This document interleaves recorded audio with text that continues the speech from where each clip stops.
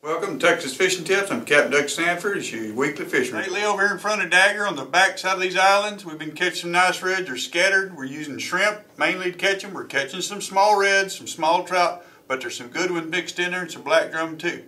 If it gets real windy, like these northers coming in and dirtying up the water, get on the inside of the Dagger. In here in these flats on the back side of these islands, and we can use the same baits as shrimp. And cut mullet's been working good, but shrimp has been getting more fish. Over in South Bay, we're still catching some redfish, some black drum mixed in. Cut mullet has been working the best. We're still catching some small ones mixed in, but you can still limit out on the reds there. Shrimp has been working pretty good as well. And if you'll come underneath this bridge and go back down into Sailboat Channel, we're still catching some black drum, some reds, and shrimp has been working the best. We're using some on, if you want to use artificials, use Berkeley Gulp, like a 3-inch white shrimp on like an 1/8 ounce jig head.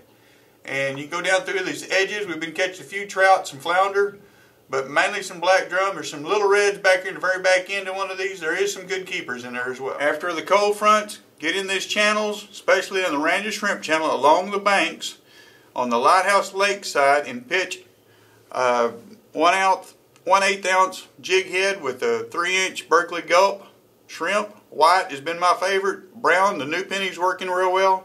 Any of your favorite colors.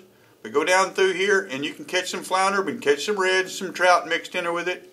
If you throw some shrimp, you're going to catch a few hardheads, but there is some nice black drum mixed in there. Really bad windy days like these northers coming in, the phenodox, you can get behind the phenodox over here and hide out. The water will be cleaner, a little deeper. We've been catching some pretty decent reds, some slots, and some bull reds mixed in with some black drum.